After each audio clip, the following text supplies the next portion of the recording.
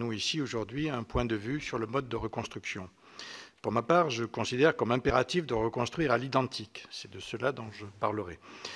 Mais reconstruire, j'aborde rapidement le problème des délais, cette reconstruction est à mon avis à faire dans deux calendriers très distincts. Un calendrier concerne la mise hors d'eau, la mise hors gel, c'est-à-dire la couverture qui permettra à chacun de travailler à l'intérieur ensuite, convenablement, pour la restauration. Et puis le deuxième chantier, ce sera véritablement la restauration du reste de la cathédrale, c'est-à-dire la partie qui, historiquement, est la plus complexe. Quand je parle de restauration à l'identique, je vais donc maintenant me centrer sur la couverture. Et si je dis reconstruire à l'identique au XXIe siècle, ce qui fut érigé au XIIe ou XIIIe siècle, ne peut se faire sans le respect de conditions liées à l'environnement, au développement durable, à l'économie circulaire, pas non plus sans l'emploi de méthodes de modélisation et de conception actuelles, et beaucoup plus encore sans l'emploi de matériaux contemporains quand je dis sans l'emploi, c'est ne peut se faire sans l'emploi, sans l'emploi des matériaux contemporains les plus performants par leur résistance à l'incendie, par leur durabilité, par leur légèreté, par leur mise en œuvre rapide, aisée et validée par de nombreux ouvrages, grands ouvrages de même nature architecturale, enfin par leur faible empreinte écologique et par leur capacité esthétique à s'intégrer dans un projet qui doit d'abord et avant tout être respectueux des contraintes historiques et architecturales de Notre-Dame de Paris. En ouverture de mon propos, je ne peux oublier la remarquable restauration de la cathédrale de Reims après les bombardements et incendies de 1914. Un peu plus de 10 ans plus tard, Henri Deneux, architecte en chef des monuments historiques, décida une reconstruction de la charpente, j'ai bien dit que je parlais de la charpente, en utilisant des poutres en béton armé, avec de mauvais bétons, ceux de l'époque, mais enfin en tout cas utilisa des poutres de béton armé préfabriquées en usine, puis montées et assemblées sur le site. Cet apport de la modernité ne sembla jamais être un handicap par rapport à la restauration de la cathédrale redevenue identique à celle de l'origine. C'est donc dans cette perspective que j'exprime aujourd'hui et devant vous mon avis. Pour cet avis, je m'appuie sur mes expériences passées, ne voyez pas d'égo dans ce que je veux dire là, sur mes expériences passées très diverses de chercheurs et d'ingénieurs. Docteur d'État de Paris 6 en physique sur les thèmes des effets du feu dans les grandes structures de génie civil, créateur et co-responsable d'une PME de déconstruction classée jadis première mondiale de sa spécialité par les Américains, conseiller scientifique de 2 présidents d'entreprises de construction du CAC 40. J'ai aussi été souvent expert sur des consolidations d'ouvrages après incendie ou séisme, la cathédrale de Mexico, les grands immeubles à Bucarest, le tunnel sous la Manche, etc. Un temps directeur au ministère de l'Équipement du département matériaux et structures pour grands ouvrages du LCPC, j'y poursuivis à partir de 1983 mes recherches antérieures sur ce que j'avais alors appelé dès 1980 aux Assises nationales de la recherche. Beaucoup sont trop jeunes pour s'en souvenir de ces assises nationales, les bétons à haute performance, BHP en anglais, HPC, qualifiés peu après, et avec ironie, par les Américains de French Approach. Ces recherches dans mon équipe allaient se faire avec des contributions extérieures déterminantes des leaders de la physique molle, notamment Pierre-Gilles de Gennes, prix Nobel, Étienne Guyon, qui n'était pas encore tout à fait directeur de la rue d'Ulm. J'avais en parallèle la charge sur le sujet des nouveaux bétons, du montage puis du pilotage d'un projet national de recherche-développement lancé par les ministères de la Recherche et de l'Équipement. Ce projet regroupait une vingtaine de laboratoires de recherche publics et privés et une vingtaine d'entreprises sur ce thème des nouveaux bétons. Il a conduit à environ une cinquantaine de thèses et à des livres à côté des documents scientifiques, des livres pour architectes et ingénieurs. J'en ai un exemplaire ici en français, mais qui ont été traduits dans 4 langues, en anglais, en espagnol et en chinois, et qui ont fait le tour du monde. Mais ce n'est pas pour ça qu'on est là aujourd'hui. Dès 1985, passons au stade suivant, ces BHP devinrent opérationnels sur les très grands ouvrages. Le premier au monde fut le pont de l'île de Ré. L'Arche de la Défense a été de ceux-là aussi, beaucoup d'autres encore. En 1988, grâce à une approche scientifique toujours pluridisciplinaire, associant, et ça je tiens à le dire, physique, chimie, mécanique, biologie et géologie, c'est ce que nous avions dans notre projet national. Pardon, j'aurais dû boire un peu avant. Oui, mais Pardon. Nous sommes arrivés à la maturité, merci, d'une troisième génération de béton. La seconde, c'était les BHP, une troisième génération de béton que d'abord on a appelé les BPR, mais très vite les BFUP, les bétons de fibres ultra performants. En 1988, l'école doctorale internationale sur les nouveaux matériaux de construction que j'avais montée associait l'ENS de Cachan, le NPC, enfin l'école des ponts, l'école polytechnique fédérale de Lausanne, les universités de Liège, de Laval-Québec et de Sherbrooke au Canada. Je proposais en 1991, pour le site universitaire de Cachan, j'en étais entre-temps devenu le directeur, la construction d'une passerelle en BFUP qui aurait été la première réalisation mondiale faite avec ce matériau. Refusé par l'administration, le projet déjà complètement étudié furent finalement construits quasi tels quelques années plus tard à Sherbrooke, proposé par l'université locale qui était, on vient de le dire à l'instant, partenaire de notre école doctorale et dans laquelle, à l'université de Cherbourg, j'avais plusieurs thésards. Derrière cette première mondiale, et alors que je partais pour ma part pour plusieurs années de lourdes hospitalisations, Rudy Ricciotti fut le premier architecte à intégrer dans une remarquable approche systémique toutes les propriétés de ce matériau en érigeant à Séoul la passerelle de la paix. La passerelle de la paix est un arc de 160 mètres de portée dont l'épaisseur de la dalle est à peu près la même que celle de la table sur laquelle vous vous appuyez, là, 4 cm, avec le matériau que vous avez sous les yeux ici, pardon.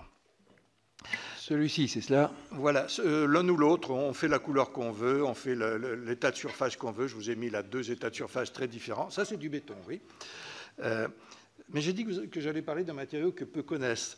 Je vous remercie de poser la question. Donc, l'entrée dans le XXIe siècle vit se multiplier les applications en grands ouvrages emblématiques, car souvent phares de la culture.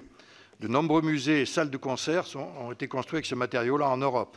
Ou phares de rénovation de quartiers urbains en friche ou quasi-friche. L'exemple du Mucem à Marseille est sans doute le plus frappant. Toutes ces applications ont été conduites par de très grands architectes. Marchant résolument, mais avec respect, dans les pas d'Henri Deneux, l'architecte en chef de Reims, je rappelle aussi quelques éléments technologiques propres au BFUP. Je vais me limiter à 4, compte tenu du délai. Premièrement, sa résistance à la compression. Vous pouvez taper au marteau autant que vous le voulez là-dessus. 160 à 400 mégapascales de résistance à la compression, c'est-à-dire 6 à 15 fois supérieure à celle du béton utilisé à Reims, qui était entre 25 et 30 mégapascales. Vous souhaitez que je ralentisse? Allez-y, allez-y. Sans déborder trop sur le temps imparti, là, pour éviter... Je passais en 3 minutes, vous prenez la responsabilité d'un tout petit débord, mais je m'attache à ralentir un tout petit peu. Pardon. Non, mon propos n'est pas de ralentir, mais de laisser suffisamment de temps aux intervenants qui suivent. Ah, d'accord. Mais je te dis en 8 minutes, hein, normalement. Donc je disais, ce béton que vous avez sous les yeux est 15 fois supérieur au béton de Reims. Il est 2 à 4 fois plus résistant que les très bons BHP, ceux qu'on avait imaginés dans le projet national précédent et qu'on avait créé dans le projet national précédent. Et par ailleurs, son rapport légèreté-résistance est particulièrement opportun dans un projet où il faut impérativement réduire drastiquement les charges dans les murs verticaux. Deuxième remarque, grâce à l'emploi de microfibres ultra fines, elles ne sont que de quelques microns de diamètre, vous ne les voyez pas. Grâce à cet emploi, dans la composition, il a une résistance en traction qui n'est plus négligeable, au contraire de celle des bétons des générations précédentes, qui n'ont pas de résistance en traction, eux. Elle est même égale ou supérieure à la résistance à la compression des bétons classiques, ce qui permet de construire sans armature métallique, jusqu'alors obligatoire. Il n'y a pas d'armature métallique au Mucem de Marseille, par exemple, à l'intérieur du béton. Sans armature métallique, jusqu'alors obligatoire, mais toujours fragilisante, car en cas d'incendie de forte intensité notamment. Troisième remarque, la mesure de la porosité au gaz de tous les matériaux obtenus par hydratation de poudre, c'est le cas du béton, est un moyen essentiel, donc la porosité au gaz, est un moyen essentiel pour évaluer la durabilité dans le temps de ces matériaux et entre autres leur résistance à des agressions extrêmes. Retenons que cette porosité est dans le rapport de 1 à 1000, avec celle des bons bétons traditionnels. La perte de sensibilité aux agressions externes qui en résulte, que ce soit de la pollution chimique agressive, des chocs thermiques, incendies ou autres, et aux évolutions internes, fluage, retrait hydrique, carbonatation, est assuré et fait de ce matériau une véritable céramique industrielle de construction à très haute durabilité. Quatrième remarque, une autre propriété remarquable est la singulière rhéologie de ce matériau, jointe à une exceptionnelle thixotropie. Ensemble, ces deux propriétés confèrent à ces bétons, dans les premières minutes, c'est-à-dire dans l'instant où il est liquide, des propriétés de fluidité, de conservation de l'homogénéité nécessaires à la future qualité de surface, vous le voyez sur une des deux éprouvettes, et à une bonne ouvrabilité pendant le temps de mise en place dans le coffrage. Les deux pièces que j'ai apportées là, qui sont toutes les deux vieilles de 20 ans, donc ce n'est pas un produit de la semaine dernière, montrent mieux que tout discours la très grande proximité entre les BFUP, c'est leur nom, et les céramiques sur la facilité d'obtention de formes singulières, sur leur microgéométrie de surface ou encore sur leur capacité à imiter, en vue lointaine ou proche, les couleurs et les aspérités désirées en surface. Un autre point est important, j'arrive à la fin, si l'on passe à la phase... Voilà, si vous arrivez à la fin, c'est bien cela, n'est-ce pas? 1 minute 30, oui. Donc vous me laissez encore un peu pour avancer? Un tout petit peu, Monsieur Mallier, avec tout le respect dû à votre immense science. Un autre point est important si l'on passe à la phase des travaux. À la condition de faire appel à la quinzaine d'entreprises et bureaux d'études français très qualifiés par de nombreuses références, en France et à l'étranger, la fabrication de ce matériau, la mise en œuvre d'éléments en usine de fabrication, la conception, le calcul, le montage de ces éléments en grande structure, charpente, pont, coupole et autres types d'ouvrages, sont en France parfaitement maîtrisés. Les références de réalisation sont désormais nombreuses dans le domaine de la culture, mais dans de nombreux autres domaines et autres pays aussi. Ceci introduit, pour conclure, et je conclus, une remarque d'une autre nature, mais à laquelle je suis profondément attaché, a fortiori dans le cas de Notre-Dame. Le BFUP est une invention, vous l'avez remarqué, une invention française, mariant public et privé, ce n'est pas si fréquent, au plan scientifique. Et saluons-le, parce que ce n'est pas toujours la force de notre pays, au plan de l'application technologique aussi, et je dirais même maintenant de la réglementation. Il y a 20 ans, les premières réalisations ont été envoyées au bout du monde par la frilosité et la lenteur d'adaptation de nos réglementations et de nos normes.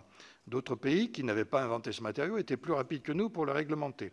Mais déjà, ces premières réalisations ont été conçues et construites au bout du monde par des architectes et ingénieurs français avec des composants de matériaux que nous avons en totalité sur notre territoire. Depuis cette époque de naissance, les règlements et normes sont enfin à jour et les réalisations en France sont nombreuses. Il serait donc heureux, et c'est ma conclusion finale, que la rénovation de Notre-Dame soit aussi l'occasion, même si ce n'est que pour la charpente, de défendre aux yeux de millions d'observateurs du monde entier la capacité de la France à associer, sur un thème par essence culturel et patrimonial, la science, la technologie et la promotion de l'innovation maîtrisée et, j'insiste bien, durable. Je vous remercie, Monsieur le Président. Merci, Monsieur Mallier, pour cette intervention durable et pour cette conclusion qui nous a fait voyager dans l'univers multiforme et passionnant de ces bétons décidément très très pleins de ressources et, comme vous le rappelez, sur la très importante collaboration entre recherche et industrie.